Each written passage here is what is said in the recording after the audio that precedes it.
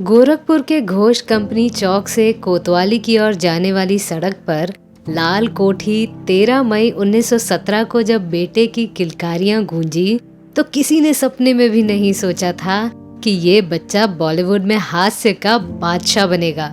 जी हाँ, उस बच्चे का नाम था असीत सेन।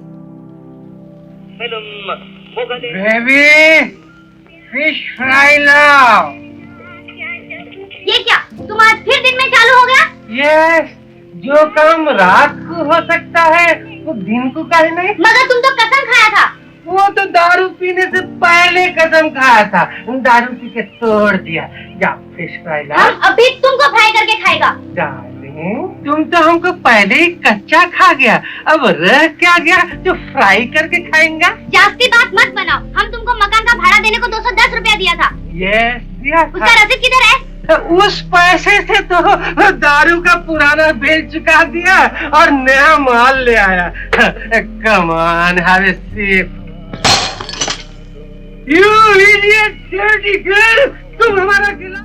उन्होंने 4 दशक तक बॉलीवुड पर चरित्र अभिनेता के रूप में अपनी खास पहचान कायम की और अपनी अदाओं से उन्होंने जहां दर्शकों को लोटपोट होने के लिए मजबूर किया, अपने गंभीर किरदारों से उन्होंने लोगों के दिलों पर गहरी छाप भी छोड़ी। रोजी रोटी को चलाने के लिए उन्होंने गोरखपुर में सेन फोटो स्टूडियो खोला।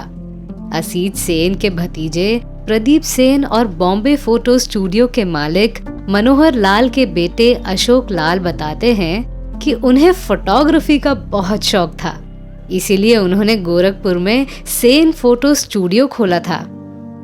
इस दौरान उन्होंने दुर्गाबाड़ी में चलने वाले कई बंगला नाटकों में रोल भी किया। घोष कंपनी चौक पर सेन बाबू का घर आज भी उनके नाम से जाना जाता है, लेकिन वर्तमान में उस पर कई लोगों का अवैध कब्जा है। सन 1950 में वे अपने ससुराल कोलकाता गए थे।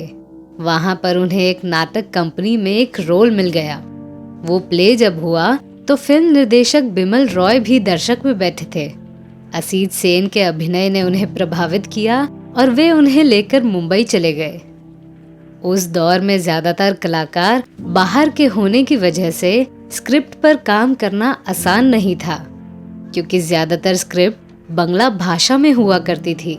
सो मुंबई जाने के बाद असीत सेन ने बंगला भाषा में लिखी स्क्रिप्ट को हिंदी में अनुवाद करने का काम शुरू किया, लेकिन फिल्म 20 साल बाद में उनके अभिनय ने सफलता के झंडे गाड़ दिए। यहीं से असीत सेन का करियर 7वें आसमान पर पहुंच गया। 1964 में उनकी फिल्म परख आई, जिसमें उन्होंने भांजू बाबू का किरदार निभाया। 1962 में आई फिल्म 20 साल बाद में उन्होंने गोपीचंद जासूस के किरदार को जीवित कर दिया।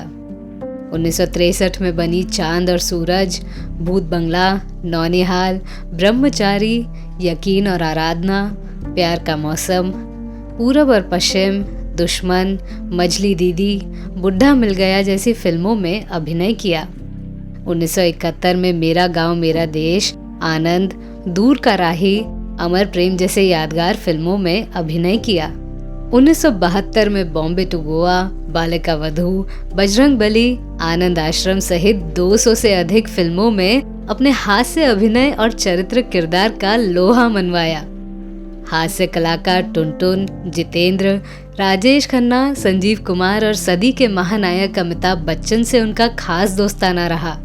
ये सभी उनके काफी करीब थे। इनके साथ उन्होंने कई यादगार फिल्मों में भी काम किया। देहांत के पहले आखिरी बार वो 1989 में गोरखपुर आए थे। उनकी पत्नी का नाम मुकुल सेन था, जो कोलकाता की रहने वाली थी।